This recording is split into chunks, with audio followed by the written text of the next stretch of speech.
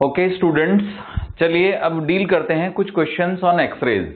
ठीक है, देखिएगा एटम का ही पार्ट है ये। और क्या है पहला क्वेश्चन?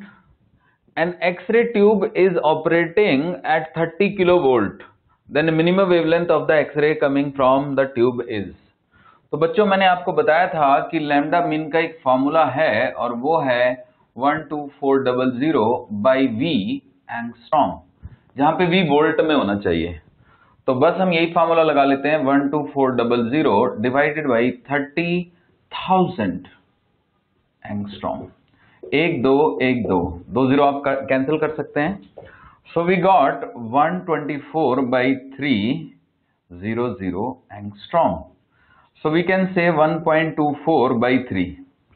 तो 1.24 को अगर मैं 3 से डिवाइड करूंगा बच्चों, तो आंसर जो आएगा वो तकरीबन 0.4413 एंगस्ट्रॉम आएगा। तो हमारा आंसर हुआ सेकंड। ओके, तो इजी क्वेश्चन था और आप समझ ही सकते हैं, it was very easy, right. Now we come to the next question. देखिएगा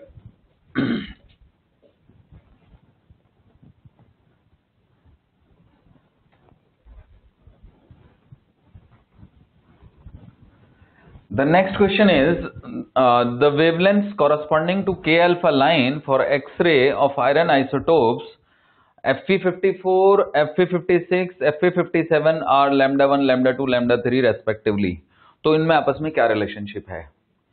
तो बच्चों आपको याद होगा मोज़ले लॉ मैंने बताया था, और मैंने बताया था कि जो फॉर्मूला है वो है आपका 1 by lambda is equal to 3RC/4 into Z minus 1 का स्क्वायर। तो इसमें एटॉमिक नंबर कहीं भी नहीं आ रहा है, ये है इसमें मास नंबर कहीं भी नहीं आ रहा है, ये है बेस्ड ऑन एटॉमिक नंबर। अब Fe का एटॉमिक नंबर यहाँ पे 26 होगा, यहाँ भी 26 होगा, यहाँ भी 26 होगा। तीनों Fe हैं तो मतलब आइसोटोप हैं, तो सबका एटॉमिक नंबर तो सेम ही होगा ना। तो सबकी कैरेक्टरिस्टिक वेवलेंथ के अल्फा की सेम होगी, यानी कि third answer. Is it fine?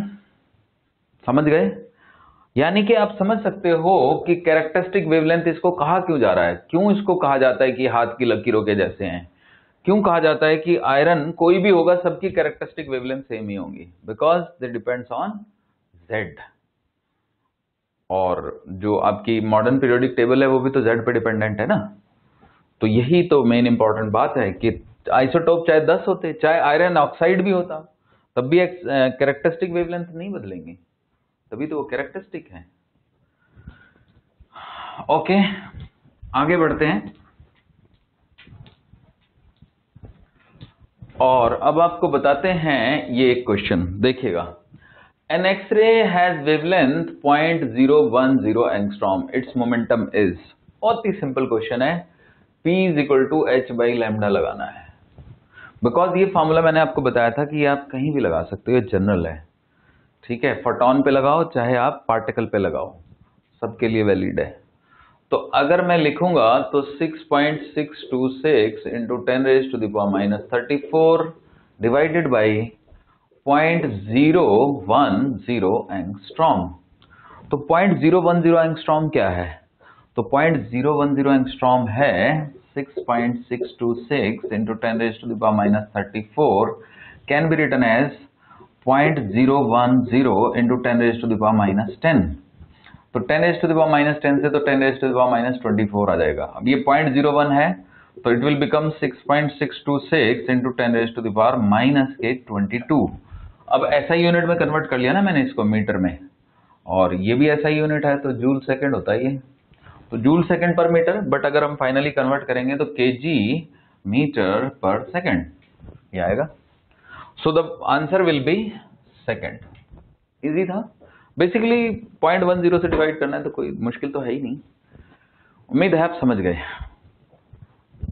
आप चाहें तो इसको पिकोमीटर लिख सकते हैं, 1 पिकोमीटर। तो 1 पिकोमीटर मीन्स 10 की पावर 12 हो गया, तो 1 picometre is 10 to the power -12 metre. बस 12 पावर कम कर दीजिए, 22 आंसर आ जाएगा। क्लियर है? गुड, आगे बढ़ते हैं।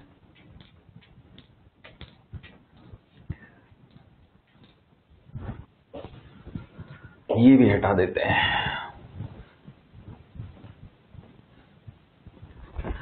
अब देखिए next question. 50% of X-rays coming from Coolidge tube is able to pass through 0.1 mm thick aluminum foil. If the potential difference between the target and the potential is increased, the fraction of X-rays passing through. अगर हमने potential difference V लगाया तो जो हमारा spectrum है वो कुछ इस तरह का होगा। हालांकि कुछ पीक्स भी होंगी, तो पीक्स को अगर मैं भूल जाऊं, okay, there must be some peaks, so let us forget the peaks. तो अगर मैं पोटेंशियल को कम कर दूं, ओके, अगर मैं पोटेंशियल को कम कर दूं तो आप जान जाइए कि कम कर दूं तो जो कट ऑफ वेवलेंथ है वो बढ़ जाएगी, और अगर मैं बढ़ा दूं तो बढ़ा दिया ना हमने, पोटेंशियल डिफरेंस इज इंक्रीज्ड, तो अगर हमने बढ़ा दिया तो हमारा जो स्पेक्ट्रम है बच्चों वो कुछ इस तरफ शिफ्ट हो जाएगा। ओके, तो कहने का मतलब ये हुआ कि अब आप ज्यादा मोर एनर्जेटिक एक्सरेज डाल रहे हैं, तो जो एनर्जेटिक एक्सरे हैं वो छोटी वेवलेंथ की हैं, तो जितनी छोटी वेवलेंथ होगी पेनिट्रेटिंग पावर उतनी बढ़ जाएगी। तो अब मोर देन 50% एक्सरेज पेनिट्रेट करेंगी। तो ये पेनिट्रेशन बहुत ही सिंपल सा है, आप समझ सकते हैं, जितनी छोटी वेवलेंथ उतनी ज्यादा पेनिट्रेटिंग पावर। एक्सरे से ज्यादा पेनिट्रेटिंग पावर गामा की है, राइट। गामा तो दीवारों से घुस जाएगा, मतलब 4-4 मीटर मोटी दीवारों से पार हो जाएगा गामा।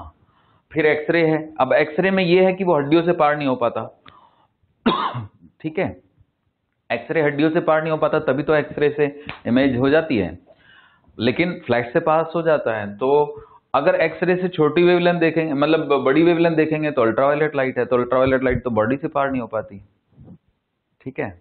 फिर विजिबल लाइट है, तो विजिबल लाइट तो किसी पतले पतले कागज से तो पार हो सकती है, जैसे ये हमारा कोई कागज है तो इससे पार हो सकती है, ठीक है, थोड़ा बहुत तो पार हो ही जा रही है, समझ गए। बट जैसे जैसे और थिन करते जाएंगे वैसे वैसे पेनिट्रेटिंग पावर बढ़ जाएगी। फिर इंफ्रारेड है, इंफ्रारेड ग्लास शीट से पार नहीं हो पाती है, तभी तो ग्रीन हाउस इफेक्ट है, आप समझ गए। तो पेनिट्रेटिंग पावर जो है वो जैसे जैसे वेवलेंथ छोटी होती जाएगी बढ़ती जाएगी। तो अगर एक्सरे को हमने क्या कहते हैं पोटेंशियल डिफरेंस बढ़ा दिया तो 50% से ज्यादा एक्सरेज पार हो जाएंगी। ओके।